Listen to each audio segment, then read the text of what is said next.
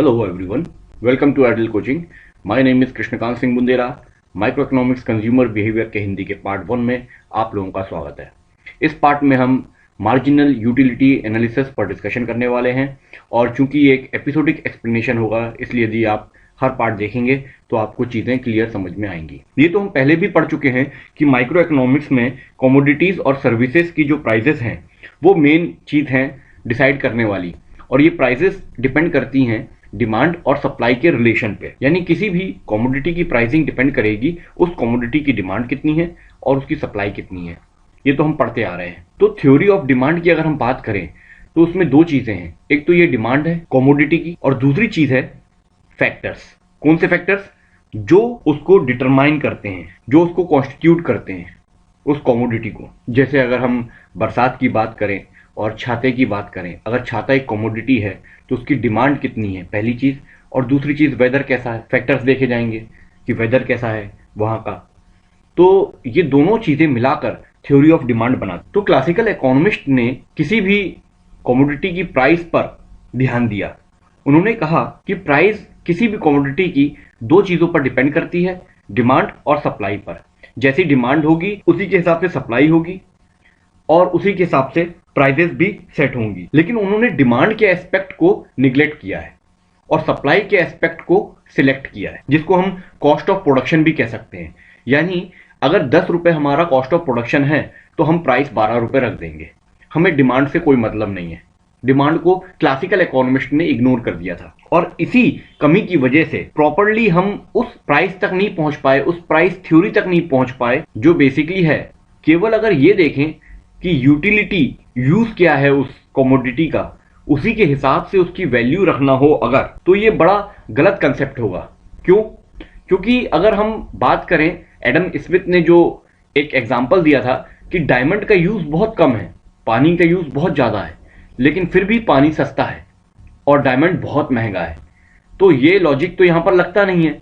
यानी कि इन्होंने डिमांड यूटिलिटी के हिसाब से, यूज के हिसाब से अगर हम कमोडिटी की वैल्यू को डिसाइड करें तो ऐसी धारणा को एडम स्मिथ ने निगलेक्ट किया और कहा कि इसमें बहुत बड़ा फॉल्ट है.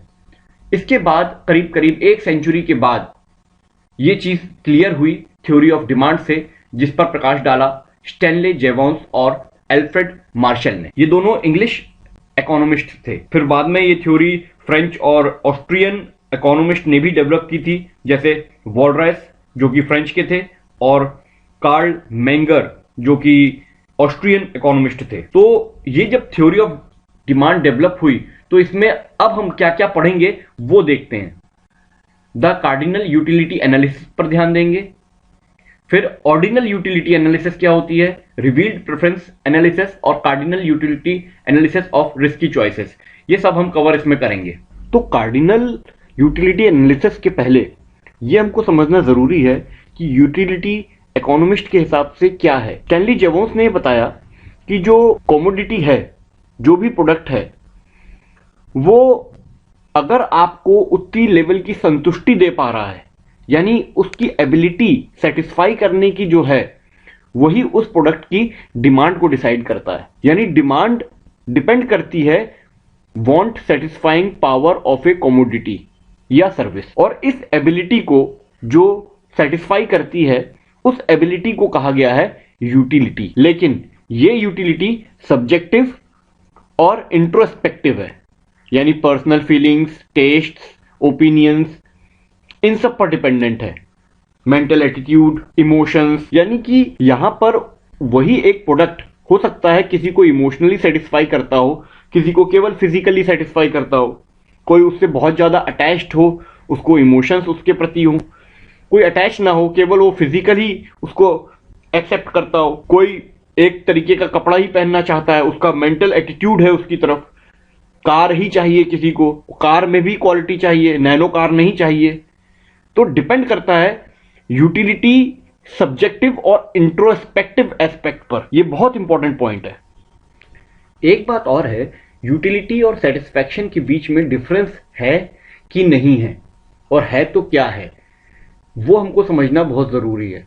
सपोज एक बच्चा है और उसको भूख लगी है, तो क्या करेगा वो? सोचेगा क्या खाया जाए। मान लो उसने सोचा समोसा खाया जाए, तो उसने एक्सपेक्ट किया, यानी कि उसने सेटिस्फैक्शन को एक्सपेक्ट किया कि समोसा खाने से उसे सेटिस्फैक्शन मिल जाएगा, और उसके बाद वो उस तरफ गया, दुकान की तरफ, उसने समोसा खरीदा और खा लिया।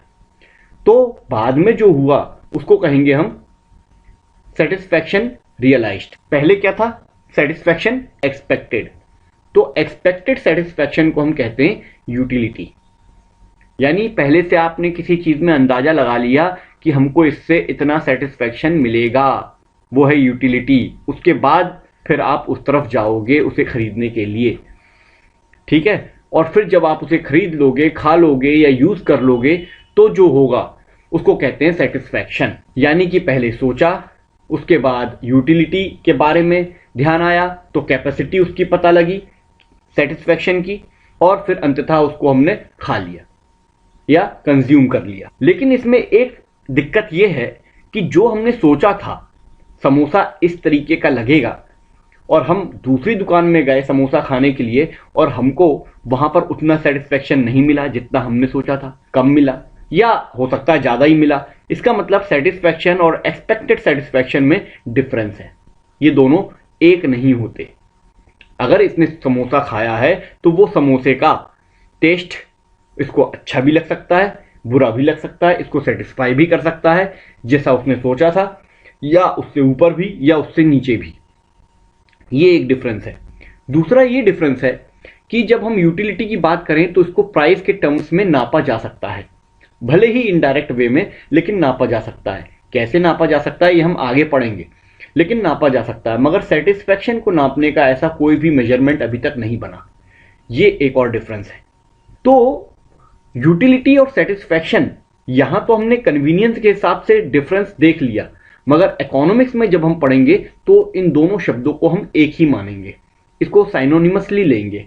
क्योंकि ये फर्स्ट वीडियो बना रहा हूं मैं माइक्रो इकोनॉमिक्स का, इसलिए पहले से ही टर्मिनोलॉजीज में क्लियर कर दूं, ताकि आगे अगर मैं कभी सेटिस्फैक्शन बोलता हूं तो उसका मतलब यूटिलिटी ही समझिएगा।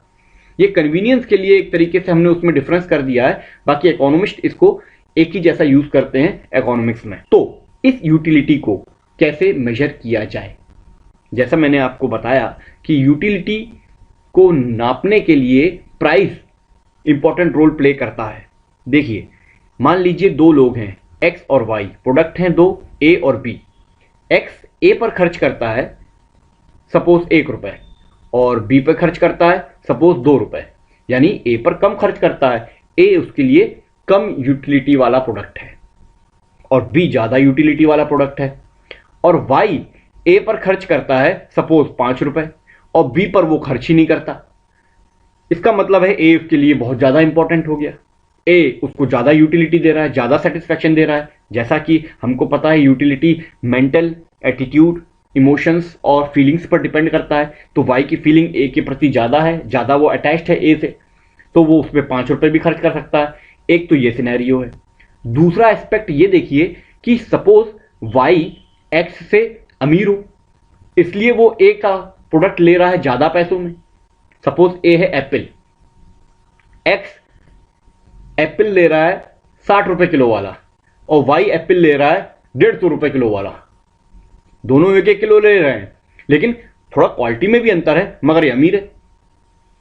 वो अमीरी की वजह से पैसा ज्यादा खर्च कर रहा है। अगर वो नॉर्मल व्यक्ति होता तो शायद 100 रुपए किलो, 80 रुपए किलो वाला भी खरीद लेता।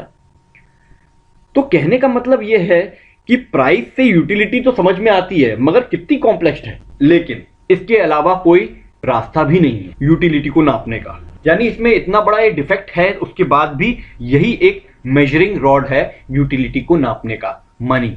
ये भले ही रफ हो, क्रूड हो, इम्परफेक्ट मेथड हो, लेकिन यही एकमात्र मेथड है हम यूटिलिटी को कैसे नाप सकें। तो इस इम्परफेक्शन से अवेयर होने के बावजूद इकोनॉमिस्ट ने इसको ही एक मापदंड माना है, भले इसमें इतनी सारी लिमिटेशंस हैं। अब जब आगे पढ़ना है हमको तो है कार्डिनल यूटिलिटी अप्रोच।